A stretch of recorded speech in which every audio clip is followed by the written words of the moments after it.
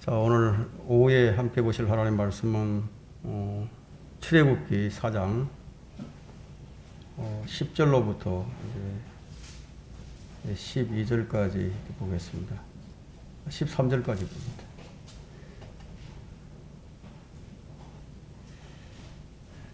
출애굽기 4장 10절로부터 13절까지 다 찾으셨습니까?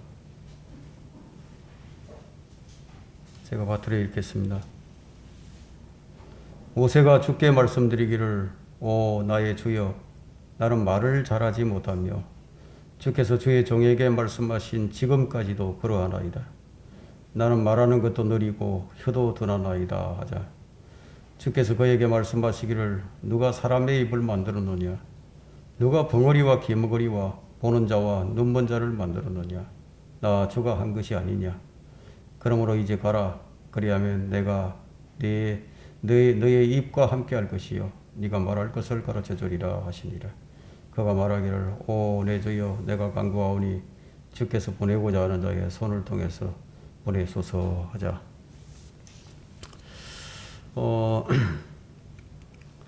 오후의 설교 제목은 순종을 가로막는 세 가지 요인입니다. 순종을 가로막는 세 가지 요인. 모세는 지금 하나님과 계속된 대화를 하고 있습니다. 주님과의 대화를 통해서 하나님께 대한 순종을 가로막는 요인들이 무엇인지를 지금 보여주고 있습니다. 참 이것은 우리 인간이 가진 참 고치기 어려운 고질적인 병폐 중에 하나입니다.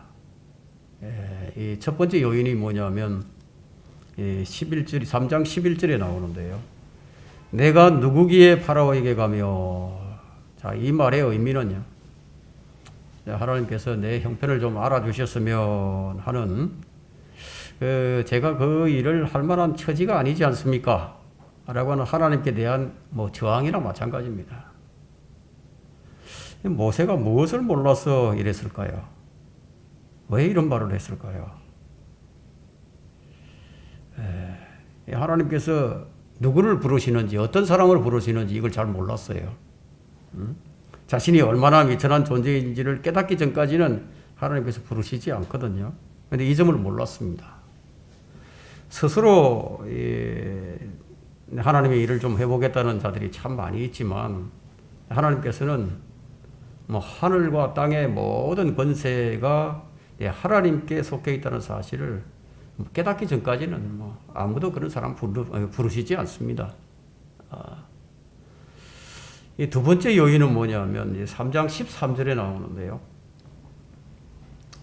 그들이 내게 말하기를 그의 이름이 무엇이냐 하면, 자, 이게 핑계거리죠. 핑계거리인데 미리 예단하는 일입니다. 미리 예단합니다. 하지도 않은 일을 미리 예단을 하죠.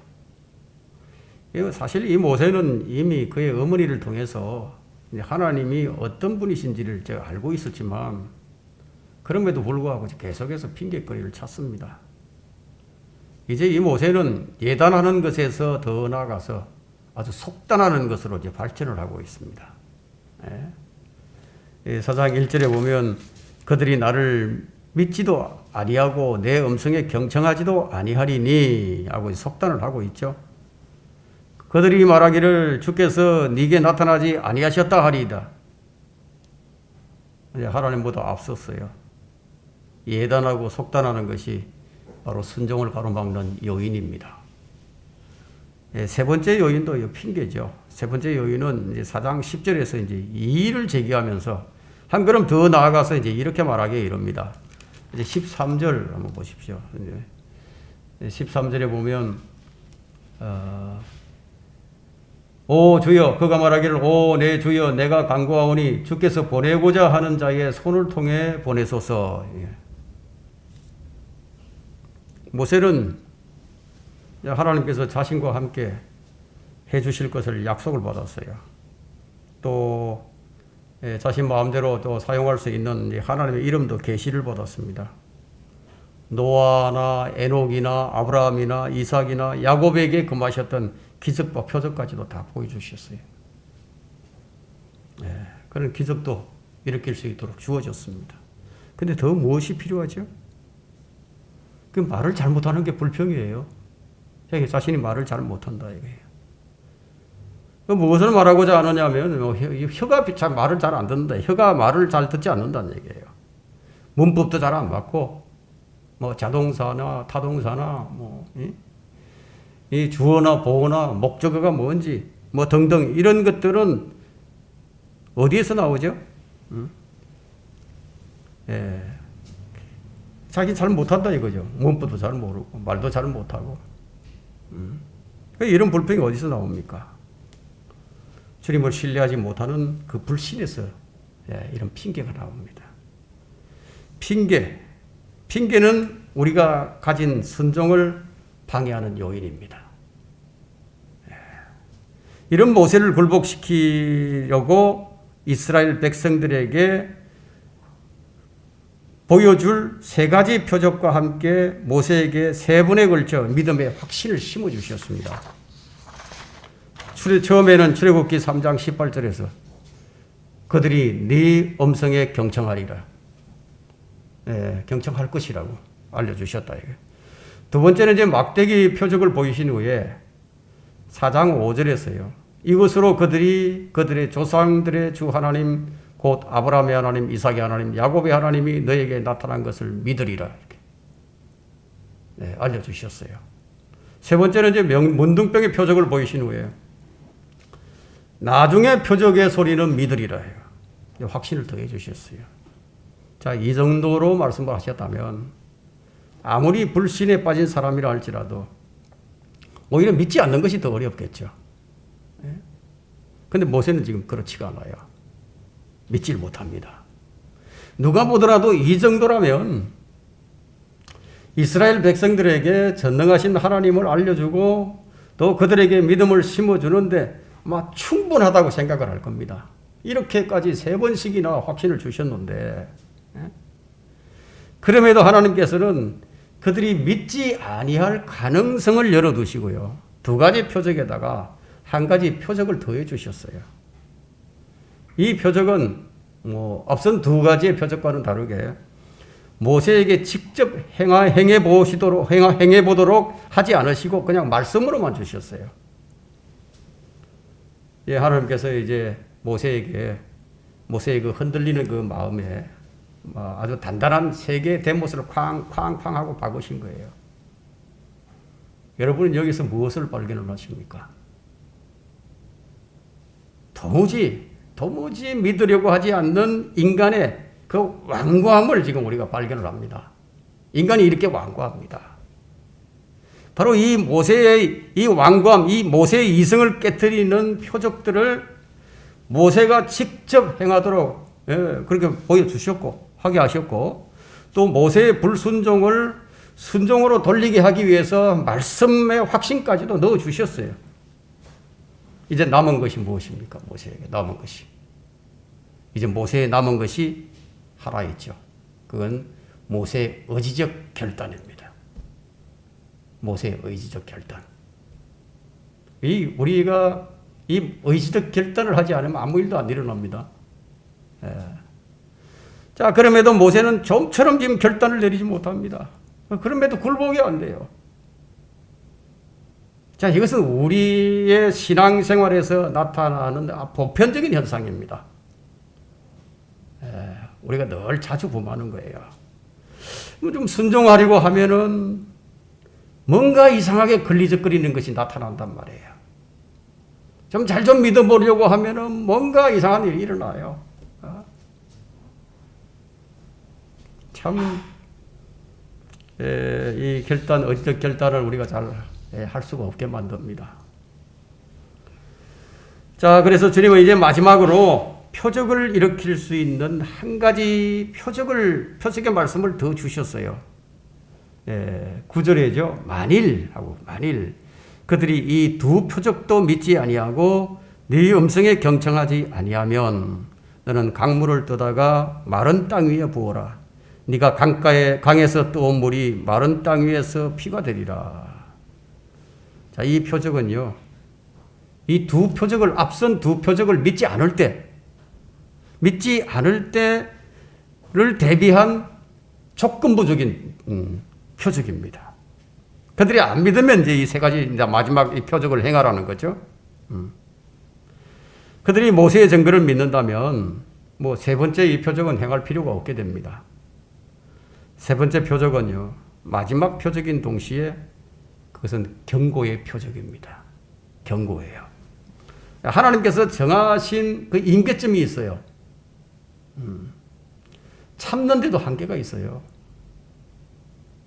기다려주는 것도 한계가 있습니다. 예.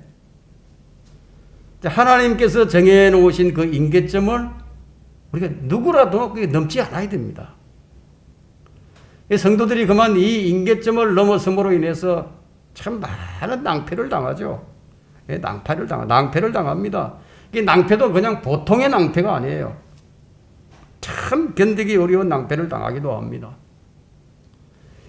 물을 피로 바꾸는 일은 무엇을 의미하냐면 심판을 의미합니다. 여기서 이 강물은 이집트인들의 생명줄이나 마찬가지예요. 이 강물을 피로 바꿔버린다면요, 마실 물이 없죠. 모두 죽음에 이를 수밖에 없어요. 자, 하나님은 세상을 심판하시는 심판주의심을 분명히 이제 계시한 것이라고 볼 수가 있습니다. 주어진 말씀과 반복된 표적을 믿지 않을 때에 주님은 마지막으로 어떻게 하십니까? 심판을 하시죠. 자, 이 세상을 구원하려고 하셨는데, 근데 듣지 않는다 이거예요. 마지막까지 기다렸다가 이제 마지막에는 어떻게 합니까? 세상을 심판하는 거죠. 자, 이것은 이미 노아의 날을 통해서 우리에게 보여주신 바가 있습니다. 이 세상이 대환란을 겪게 되는 이유는 그들이 하나님의 은혜의 복음을 거부했기 때문에, 그래서 대환란으로 들어가는 거예요. 대환란으로 안 들어가도 되는 기회가 얼마든지 주어져 있는데 나는 기필코 대환란으로 들어가 보겠다고 그러는데 어떻게 하겠습니까? 들어가라고 할 수밖에 없죠. 표적의 소리를 거부하게 될 때 세상이 보게 될 마지막 표적은 바로 자신들의 머리 위에 불같이 임할 심판이에요. 영원히 불타는 지옥의 심판만이 기다리고 있을 뿐입니다. 그래서 지금 이 시대를 가리켜 성경은 뭐라고 말씀하십니까? 보라, 지금이 구원의 날이다. 지금이 구원의 날이라고. 값없이 주시는 구원의 날임에도 불구하고 거부한다면 남는 것은 심판뿐이에요. 성경에서 이제 물은 이제 세 가지 의미를 이제 지니고 있다고 볼 수 있는데요. 첫째, 이 물은요, 육체적 생명의 근원입니다. 이 물이 우리 몸의 70%를 차지하고 있습니다. 이 세상의 모든 생명이 어디서 나왔어요? 물에서 나왔어요. 창세기 1장 20절을 보게 되면 하나님께서 말씀하시기를 물들은 생명이 있는 동물들과 땅 위 하늘의 넓은 창공에 나는 새들을 풍성히 내라 하셨다.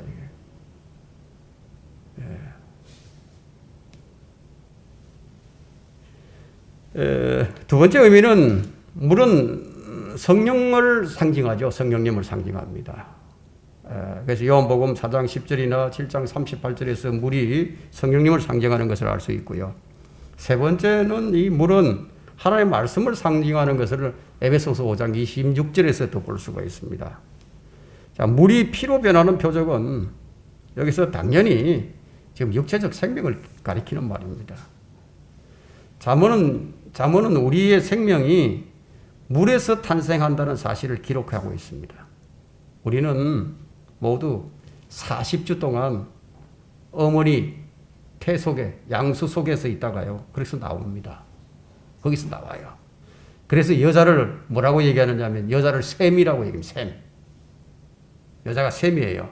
잠언 5장 18절에서요. 네 셈으로 복을 받게 하고 네 젊은 날에 아내와 더불어 기뻐하라. 그렇죠. 또 잠언 5장 16절에도 네 셈들을 밖으로 넘치게 하며 강물들은 거리들로 넘치게 하라. 여자를 가리켜서 셈으로 표현하고 있습니다. 성경은 이스라엘이 유다의 물들에서 나왔다고 말씀하고 있습니다. 이사야 48장 1절에서요. 물에서 나왔다. 이게. 자, 이런 관련 구절을 통해서 물이 지금 의미하는 바가 뭐냐? 바로 육체적 탄생, 육체적 생명, 이 육체적 생명을 의미하는 것임을 우리가 알 수 있습니다. 모든 사람은 다 물에서 나와요. 그래서 물에서 출생한 사람은 누구나 말씀의 증거와 또 이 표적의 소리를 통해서 다시 한번 태어나야 하는데 그 성령으로 태어나야 한다. 그렇지 아니하면 하나님 나라에 들어갈 수가 없게 됩니다. 그 요한복음 3장 5절에서 진실로 진실로 내가 네게 말하노니 사람이 물과 성령으로 태어나지 아니하면 하나님 나라에 들어갈 수가 없느니라. 유대인들이라면 누구나 물에서 난다는 것이 무엇인지를 잘 알고 있습니다. 그 예수님을 찾아왔던 이 니고데모도요. 물에서 태어나는 것에 대해서는 뭐 아무런 의혹이 없었지만, 근데 성령으로 태어난다는 것에 대해서는 그는 의혹이 있었어요. 알지 못했다. 이게. 그때 주님께서 그 의미를 밝혀주셨죠. 물에서 난 것이 육이고 성령에서 난 것이 영이라고. 그래서 요한복음 3장 6절에 육신으로 난 것은 육이요 성령으로 난 것은 영이니라. 예수님 오신 것을 한번 생각해 보세요. 예수님이 물과 피로 오셨어요. 요한일서 5장 6절에는 이분은 물과 피로 오신 분 곧 예수 그리스도시라. 그분은 물로만이 아니라 물과 피로니라. 증거하시는 이는 성령이시니 성령은 진리이시기 때문이라. 개역성경에는 요한일서 5장 7절을 싹 삭제를 해버리고 증거하시는 이는 성령이시니 성령은 진리이시기 때문이라. 이것을 5장 7절로 만들어놨죠. 이제 물로 오셨다는 것은 예수 그리스도께서 육체를 입으셨다는 거예요. 피로 오셨다는 것도요. 역시 육체를 의미하고 있죠. 그래서 여기서 피로 오셨다는 것은 하나님의 피를 지니셨다는 신성을 의미하는 것을 우리가 사도행전 20장 28절에서 볼 수 있습니다. 예수 그리스도의 피는 바로 하나님의 피였죠. 그분은 십자가에서 물과 피를 다 쏟으셨습니다.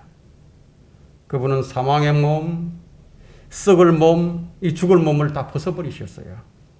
육신의 몸을 그냥 벗어버린 거예요. 부활하신 우리 주님의 몸은 다시는 죽지 않는 몸입니다. 다시는 썩지 않는 몸입니다.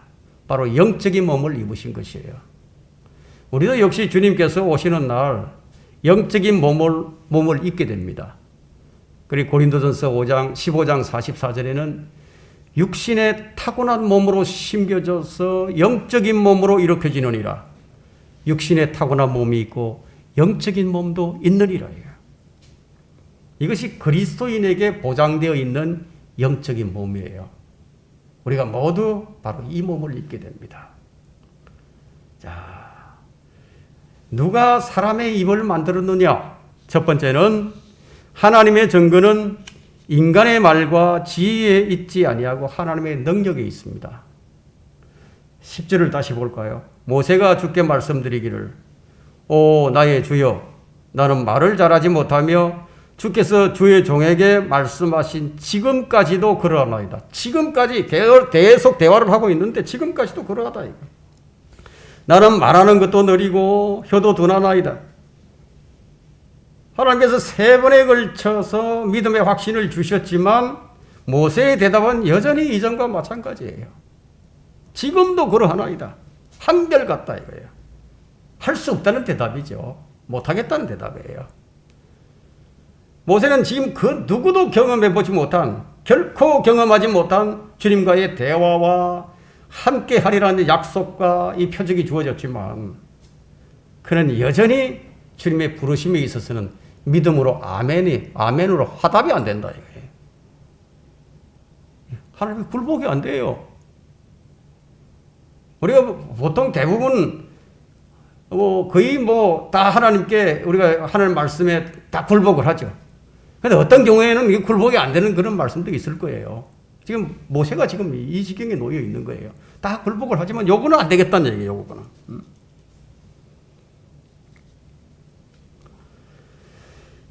자기 주장이 너무 강하죠. 역시 완고함이에요. 인간의 완고함입니다. 우리는 이런 말씀을 통해서 우리 자신을 투영해 보는 겁니다. 내 자신을 투영해 보는 거예요. 지금의 나의 상태가 지금 모세와 별반 다를 바 없이 아주 전적인 신뢰가 주님께 가지 않고 있는 사람도 있을 거예요. 전적으로 신뢰가 가는 사람도 있고. 그 신뢰가 가지 않는다는 것은 자기 주장이 너무 강하다는 거예요. 말씀에 굴복이 되지 않는 한 온전한 순종은 기대할 수 없습니다. 순종이 되게 됩니다. 말씀에. 굴복이 딱 돼야만 그 다음에 이제 순종이 이루어집니다. 주님은 첫 번째 표적을 통해서 마귀를 이길 수 있는 권세를 주셨죠. 마귀를 이길 수 있다 이게. 주님은 두 번째 표적을 통해서 모세로 하여금 무엇을 알게 하신가 하면요. 무엇인가를 알게 하셨는데 인간의 마음이 얼마나 더럽고 부패했는지 인간의 죄성, 인간의 본성을 알게 하신 거예요. 사역자들이 해야 할, 설교자들이 해야 할 일이 바로 이것입니다. 이것을 들춰내서 알게 해야 된다 이거예요. 자, 설교자는 이 점을 대중들에게 가르쳐서 깨우치게 해야 합니다. 그래야 굴복이 되거든요. 그리고 이 세 번째 표적은 이 두 가지 표적을 거부할 때 주어지는 엄중한 심판의 경고의 표적이에요. 모세의 문제가 뭡니까? 자기 집착이에요. 자기 집착이에요. 파라오와 그 백성들에 대한 두려움이 있죠. 자기는 가기 싫은데 보내려고 하니까 하나님께 대한 불평도 있어요.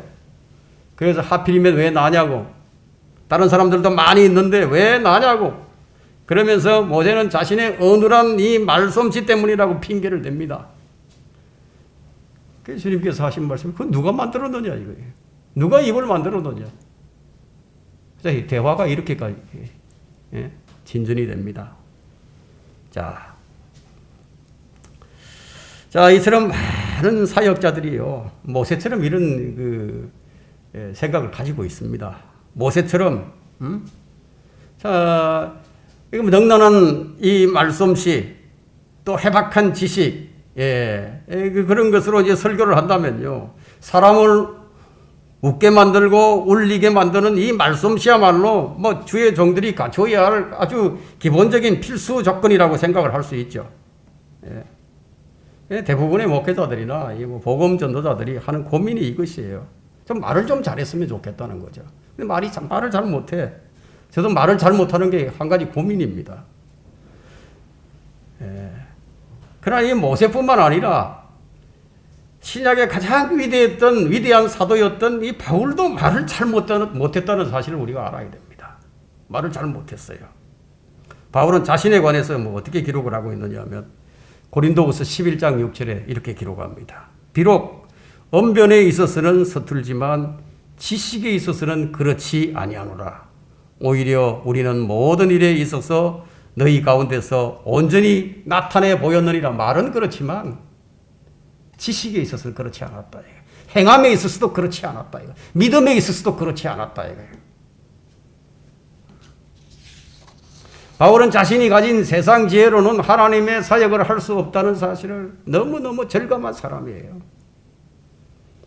모세는 지금 잃어버린 자신의 지혜와 말솜씨를 아쉬워했을는지는 몰라도 하나님은 그것이 필요하지 않으시죠. 고린도전서 2장 1절과 2절에는 형제들아 내가 너희에게 와서 하나님의 정거를 전할 때에 말과 지혜의 탁월함으로 하지 아니하였노라. 바울은 자신이 그렇게 하지 않았다 이거예요. 이는 내가 예수 그리스도와 그의 십자가에 못 박히심 외에는 너희 가운데서 아무것도 알지 아니하기로 작정하였습니다. 모세는 이 작정을 했어요. 아주 대단한 결심을 한 거죠. 세상의 지혜, 아주 듣기 좋은 말, 뛰어난 말솜씨는 성경에서도 매우 부정적입니다. 로마서 16장 18절에는요. 그러한 자들은 우리 주 예수 그리스도를 섬기는 자들이 아니라 자기들의 배를 섬기는 자들이니 자기들의 배를 섬기는 것이니 정중한 말과 그럴듯한 언변으로 순진한 사람의 마음을 미혹하느니라. 사람을 미혹시키려면 말을 잘해야 돼요. 사람을 울렸다 웃겼다 마음대로 할 수 있어야 돼요. 그런 말솜씨를 가진 사람들이 있어요. 자, 이런 것들은 결국 그의 믿음을 하나님의 능력에 있게 하지 아니하고요. 사람의 지혜에 있게 하기 때문에 그래서 부정적이에요. 성경에서는. 우리의 믿음이 하나님의 능력에 있다면 그렇다면 모세가 지금 핑계대고 있는 이 말솜씨가 없다. 이런 핑계는요. 이런 변명은 하나님 앞에서 아무 문제가 되지 않는 거죠. 아무 문제가 없어요. 모세는 지금 하나님 앞에서 저는 지금 능력이 없어서 잘 못하겠는데요. 저는 지혜가 없었어요. 저는 말을 잘 못했어요. 이런저런 핑계는 하나님을 신뢰하는 믿음과 겸손의 표현이 아닙니다. 그럼 왜 이렇게 하죠? 왜 이런 얘기를 할까요? 여러분 깊이 있게 한번 생각을 해보세요. 모세 입에서 왜 이런 얘기가 나올까요? 그건 자기가 하려고 하기 때문에 그래요. 자기가 그 일을 하려고 하니까 캄캄하죠. 앞이 캄캄해요. 계산이 안 나온다 이거예요. 내가 그 일을 해야 하는데 자신이 하려고 하는 자의적인 지금 표현밖에 지금 안 되는 겁니다. 하나님께서 모세의 능력과 지혜를 왜 필요로 하시겠습니까? 하나님께서 모세의 그 어떤 것도 필요로 하지 않으신다는 거예요. 다만 하나님께서 원하시는 것은 모세의 순종과 헌신이에요. 순종과 헌신. 그냥 하겠느냐 말겠느냐 이거예요. 할 것이냐 말 것이냐. 뭐 모세가 선천적으로 벙어리가 된 것도 아니고 말을 더듬지도 않았어요. 그렇다고 배움이 짧아서 말을 못하는 것도 아니었습니다. 근데 이제 모세는 아예 주님의 부르심을 피하기 위해서 주께서 주의 종에게 말씀하신 지금까지도 그러하나이다. 지금까지도. 이 말은 지금까지의 대화를 통해 보듯이 주님께서 제가 말을 잘 못하는 거 알고 계시지 않습니까? 라는, 그 뭐 앞으로도 달라질 것도 없는데 끝까지 굴복하지 않는 모습을 지금 여기서 보여줍니다. 말이 느리고 혀가 둔해서 못한다는 것이 변명이 된다면요. 목소리가 나빠서 좀 사역을 잘 못하겠다고. 나는 목소리가 나빠서 사역을 안 한다고. 심지어 나는 기분이 나빠서 난 사역 못하겠다고. 모두 변명이 될 수 있죠. 그것이. 문제는 말이 느리고 혀가 둔한 문제가 아니라 이게 마음의 문제였습니다. 하고 싶은 마음이 없다 이거예요. 목사는 뭐 찬송을 인도할 때가 많은데요. 근데 목소리가 나쁘고 뭐 음정도 좋지도 않고 박자도 틀린다 이거예요. 그러다 보니까 뭐 사역을 못하겠다고 한다면은 그러면 찬양을 잘하게 되면 사역을 잘할까요? 뭐 노래 잘하는 것보다 노래 못하는 것보다는 뭐 약간 더 낫겠죠. 그죠? 사람마다 하나님 앞에요. 이런저런 문제들을 다 가지고 있습니다. 그런 문제들이 그 사람에겐 핑계가 되고 변명이 될 수 있겠지만 그러나 그런 약점은요. 하나님 앞에 서게 되면 그 하나님의 은혜로 상쇄되고도 남아요. 여기서 모세의 문제가 무엇일까요? 자신이 해야만 한다고 하는 그 생각. 그 생각의 개념에서 지금 빠져나오지 못하는 것이 문제예요. 이것이 문제라고요. 자기가 만들어 놓은 자기의 고정관념, 이것을 자기가 탁 뒤집어 쓰고 거기서 빠져나오지 못하고 있다는 얘기예요. 모세의 자기 주장이 얼마나 강한지를 한번 보세요. 계속되는 대화 속에서요. 예?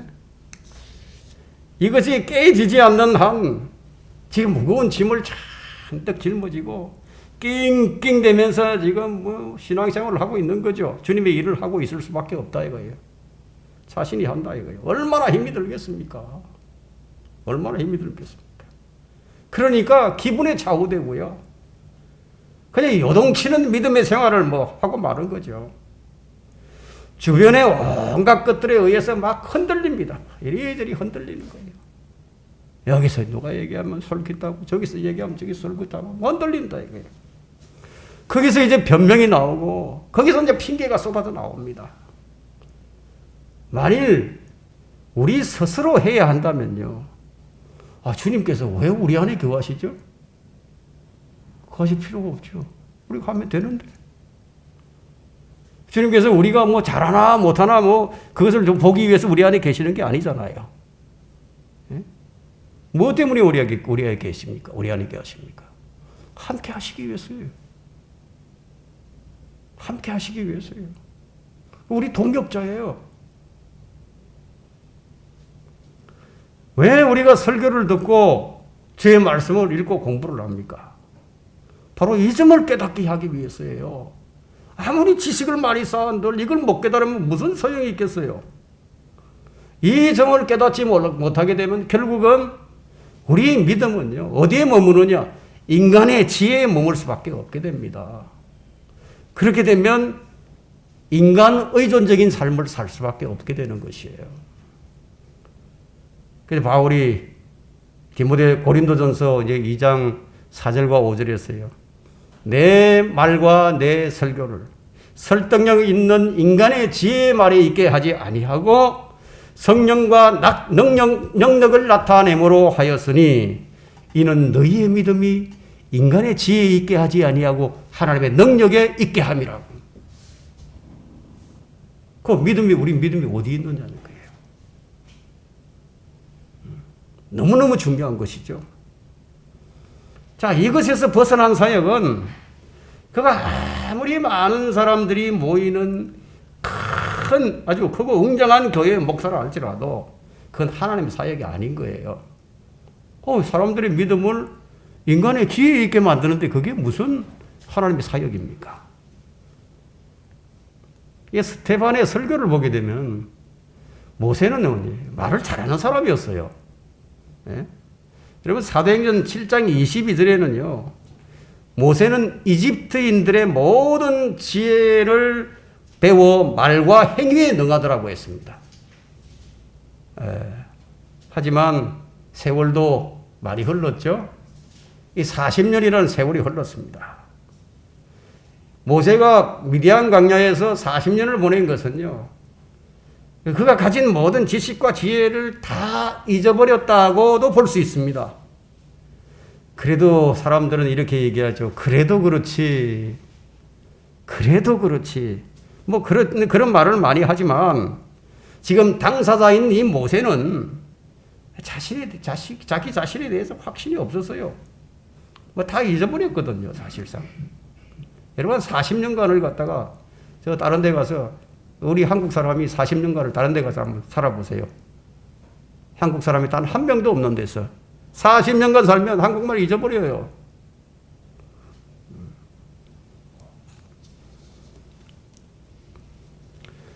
자, 우리가 가져야 할 확신은요. 내 자신에 대한 확신이 아니에요. 우리가 가져야 할 확신은 하나님께 대한 확신을 가져야 됩니다. 네? 자신에 대한 확신에서 나오는 믿음은 늘 기복적입니다. 상황에 좌우되고 형편에 따라서 그의 믿음이 그냥 춤을 추는 거예요. 요동을 칩니다.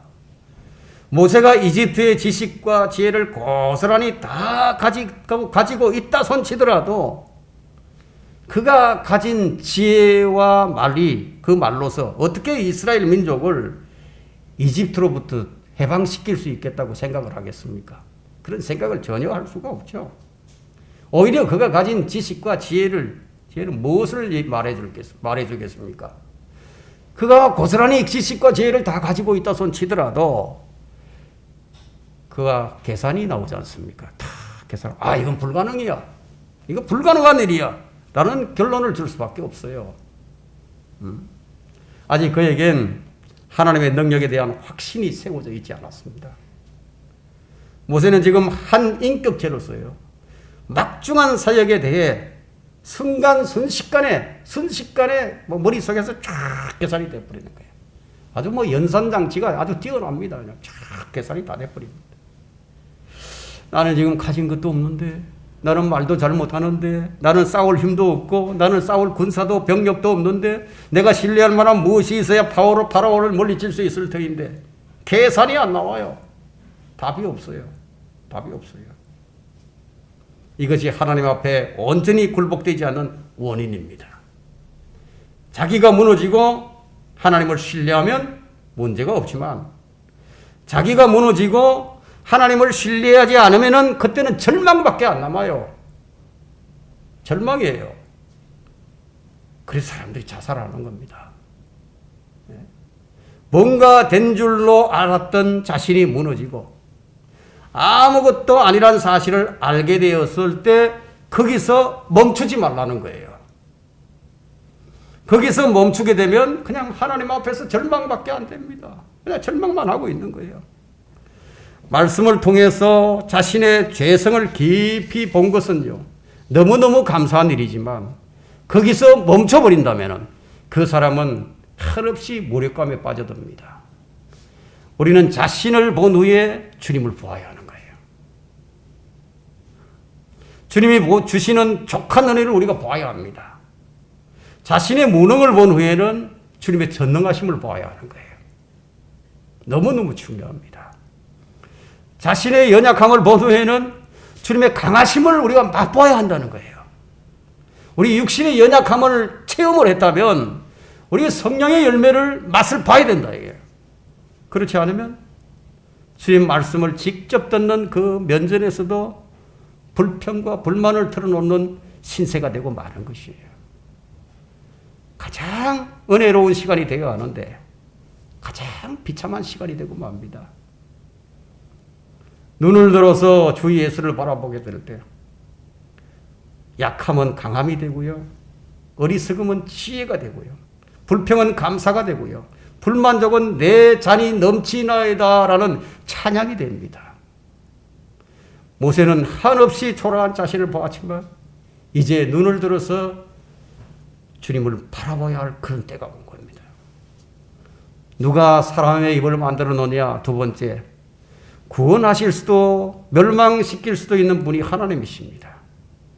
네가 누구기에 판단하느냐 이게 11절이죠. 주께서 그에게 말씀하시기를 누가 사람의 입을 만들어 놓냐? 누가 벙어리와 기머거리와 보는 자와 눈먼 자를 만들어 놓냐? 나 주가 한 것이 아니냐? 자, 이 말씀은 책망의 말씀이에요. 말을 안 들으니까. 네가 누구기에 판단하느냐 이게. 네 입을 지금 누가 만들어 놓냐는 거예요. 근데 네가 왜 걱정을 하고 있느냐고. 보내시는 분이 책임을 지지 않겠느냐는 거예요. 책망이죠. 사람들은 이 말씀을 공평하지 못하다고 생각할 수도 있습니다. 하지만 하나님께서는 사람들이 뭐라고 생각을 하든 사람들의 생각에 개의치 않으십니다. 창조주 하나님께서 무슨 일을 하려고 하시는데 무슨 사람의 눈치를 살피겠습니까? 보지 않으신다 이거예요. 벙어리와 기머거리와 눈먼 자는 지금 누가 만드신 것인가? 주님이 만드셨다는 거예요. 사람들은 너무너무 받아들이기 힘든 일이겠지만 하나님께서는 나 주가 만든 것이 아니냐 이렇게 말씀하셨어요. 요한복음 9장에서는 제자들은 선천성 소경을 두고서 주님께 물었어요. 요한복음 9장 2절이죠. 주의 제자들이 주께 물어 말씀드리기를 선생님, 이 사람이 소경으로 태어난 것이 누가 죄를 지은 것이니까? 이 사람이니까 아니면 그의 부모니까?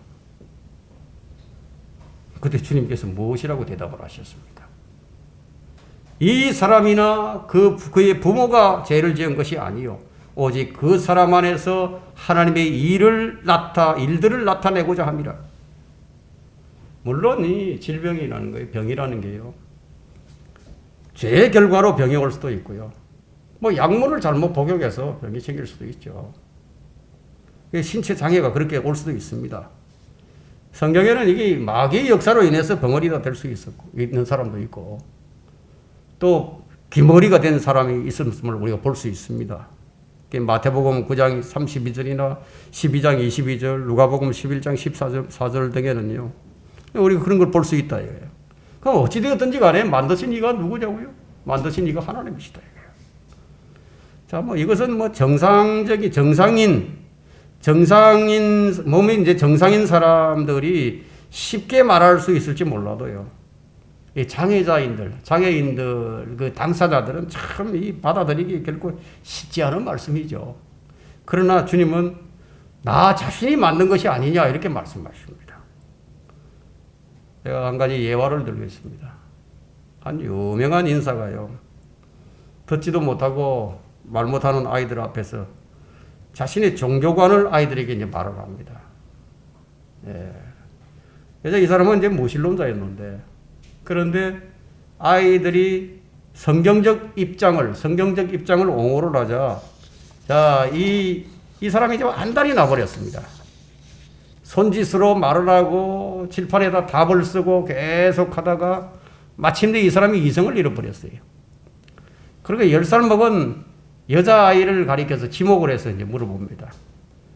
정말 하나님이 너희가 말하는 것처럼 사랑이 많으시고 능력이 많으시다면은 어떻게 그런 하나님이 너희 같은 아이들을 만들 수 있겠느냐고. 그러자 한 소녀가 그 질문의 내용을 다 이해를 하고, 칠판으로 다가가서 글을 씁니다. 뭐라고 썼을까요? 그 아이는 마태복음 11장 26절을 칠판에 썼습니다. 그러하옵니다. 아버지시여, 이는 그렇게 하시는 것이 아버지가 보시기에 선함이시니이다. 자, 이 성경 구절 하나로 충분했습니다. 모세는 말에 대한 콤플렉스가 있었습니다. 완전한 사람이 없기 때문에 누구나 다 자기가 가진 콤플렉스가 있을 거예요. 하지만 이 40년간 이 미디안 광야에서 이집트의 언어를 사용할 수가 없었다면요, 말에 대한 콤플렉스가 있을 수밖에 없죠. 파라오 앞에 가서 서야 되는데, 히브리어도 사용을 안 했죠. 이집트어도 사용을 안 했죠. 콤플렉스가 있을 수밖에 없습니다. 40년이라는 세월은 이 자신의 언어를 다 잊게 만들기에 충분한 세월입니다. 누가 사람의 입을 만들어 놓냐, 이게. 이 말씀은 어떤 의미가 있을까요? 만드신 이가 책임을 지지 않겠느냐, 이런 말씀이죠. 능력자가 책임을 지지 않겠느냐는 거예요. 창조주, 하나님은 창조주로서 모든 책임을 지십니다. 완전 무결한 것도 주님의 솜씨고, 불완전한 것도 주님의 솜씨예요. 주님은 법칙을 만드시는 분이에요. 만유인력의 법칙이나 연력학 법칙이나 질량의 보존 법칙이나 유전자의 법칙 역시 주님이 주신 법칙이에요. 입법자는 한 분이시니 그는 구원하실 수도 멸망시킬 수도 있느니라. 네가 누구기에 남을 판단하느냐. 우리는 이 모태로부터 유전적인 요인으로 인해서 선천적인 장애로 태어난 사람들에 대해서 조금도 편견을 가져서는 안 됩니다. 우리를 지으신 분이나 그들을 지으신 분은 동일하신 분이에요.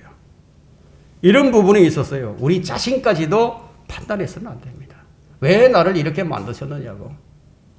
왜 내가 이 모양 이 꼴로 살아야 하느냐고. 이런 말을 해서는 안 된다. 이게.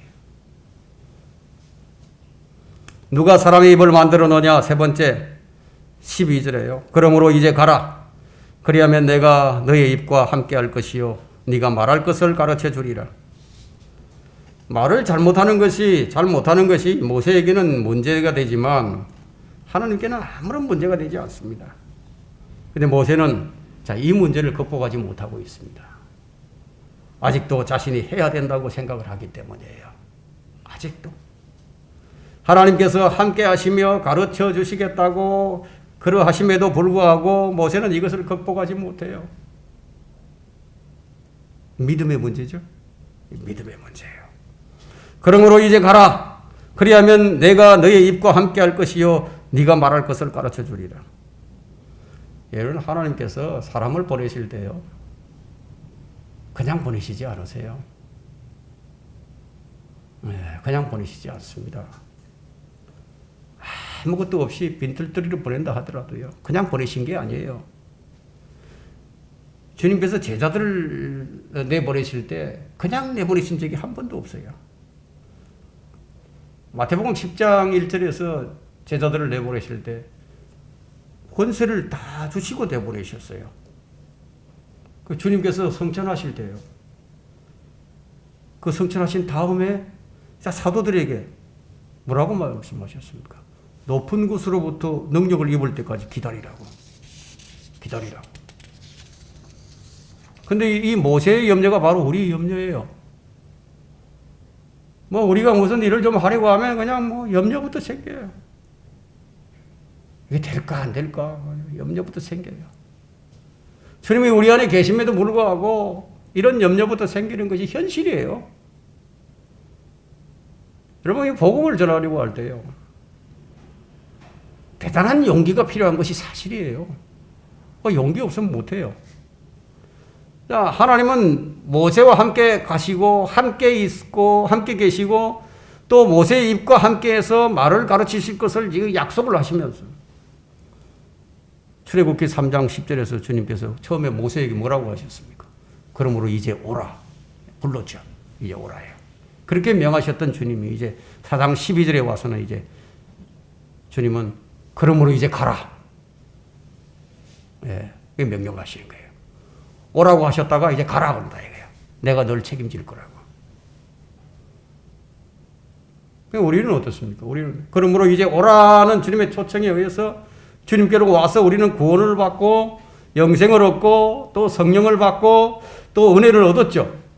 이제 우리는 그러므로 이제 가라는 이 명령을 우리가 받은 겁니다.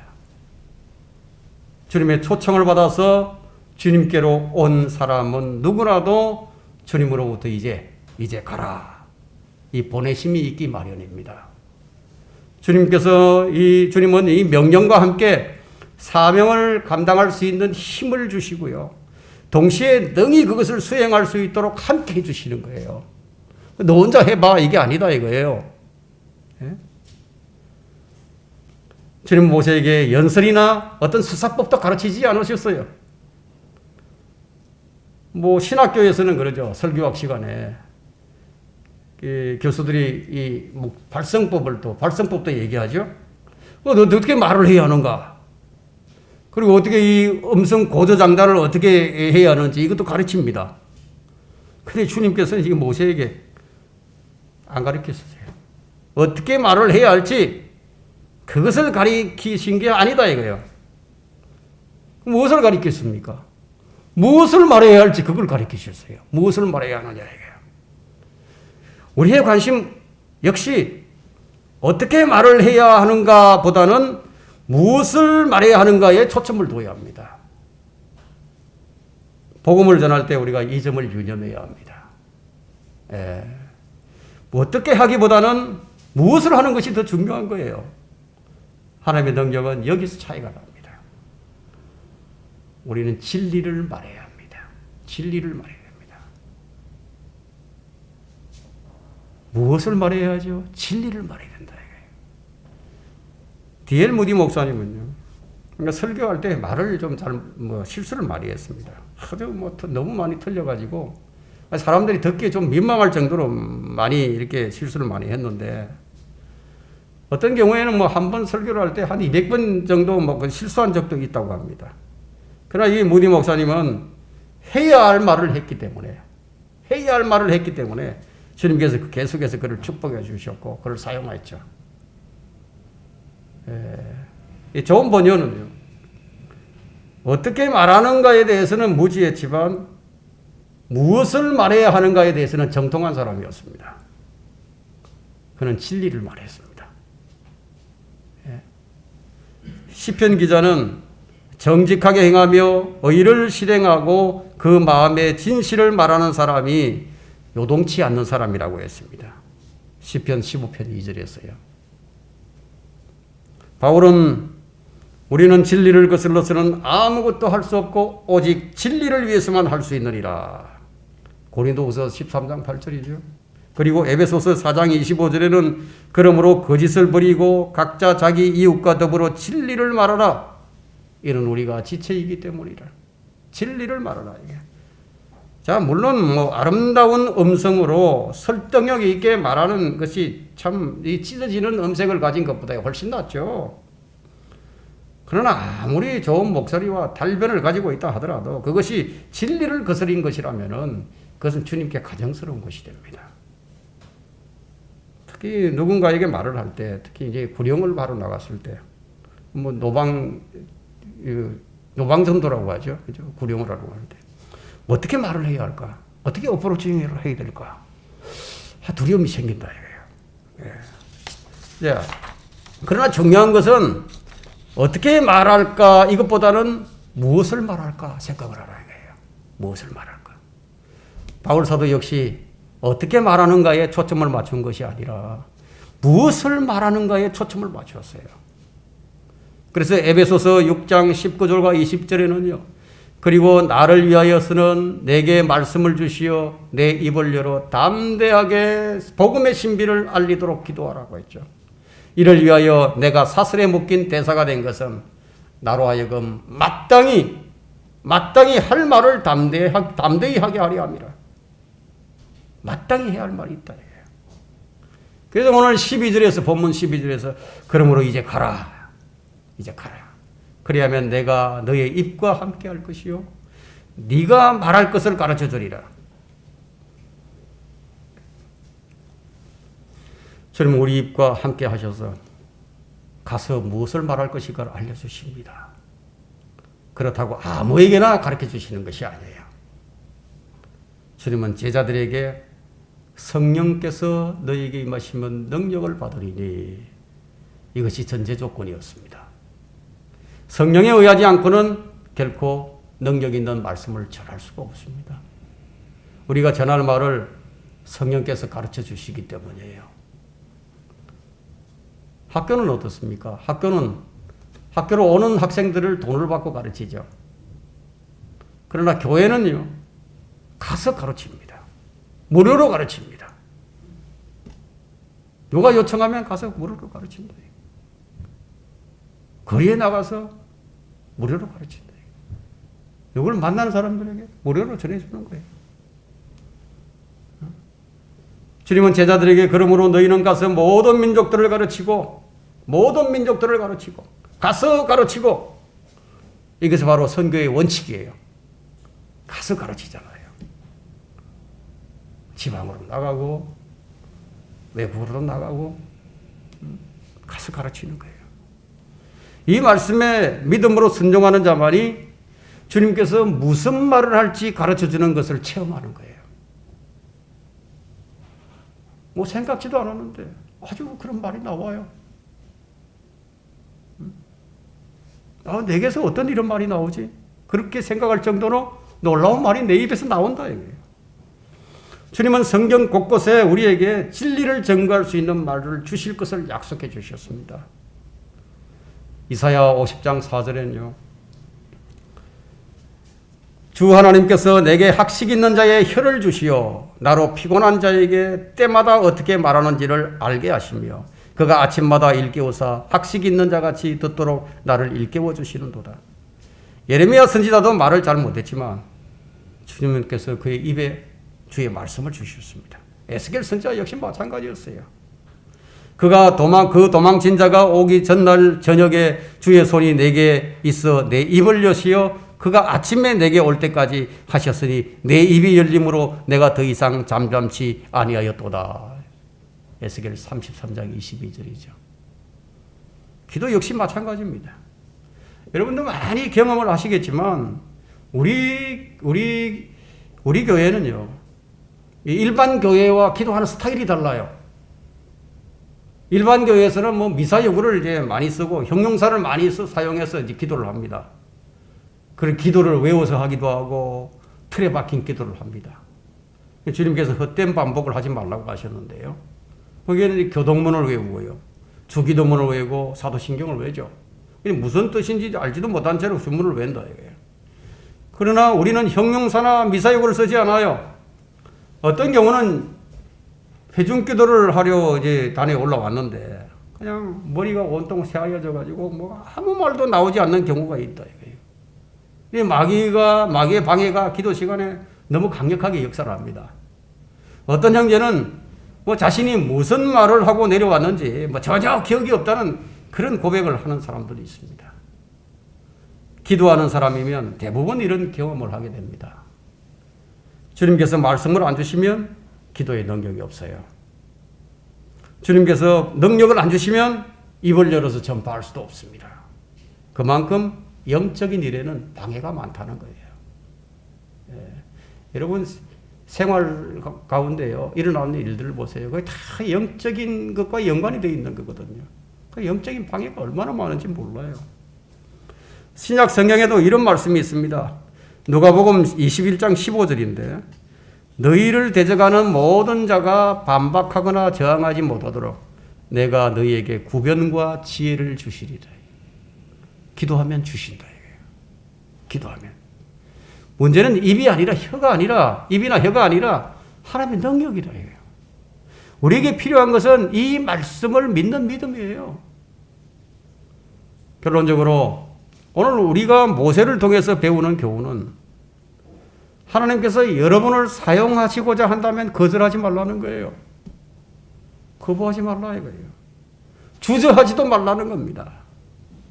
나의 연약함을, 나의 부족함을 헌신의 핑계로 삼지 말라는 거예요. 내가 너희와 함께 할 것이요 네가 말할 것을 가르쳐 주리라. 주의 말씀을 전하는 사역자에게 하나님께서 주신 위대한 약속 가운데 하나예요.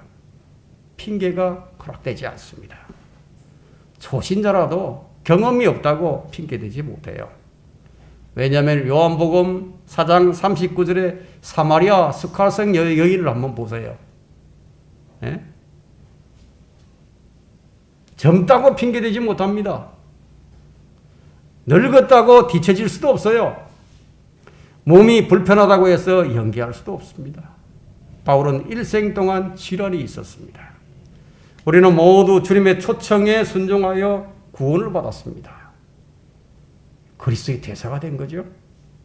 그렇다면 이제 여러분은 모두 주님으로부터 어떤 명령을 받았습니까? 가라 해요. 가서 가르치라 해요. 이 명령도 받았습니다. 주님께서 우리 입을 열어서 진리를 말하게 하시고 복음의 신비를 말하게 하시고 해야 할 말을 할 수 있도록 우리는 성령 안에서 늘 기도와 간구를 끊이지 않아야 합니다. 그래야만이 이것이 가능합니다. 설교를 마치겠습니다.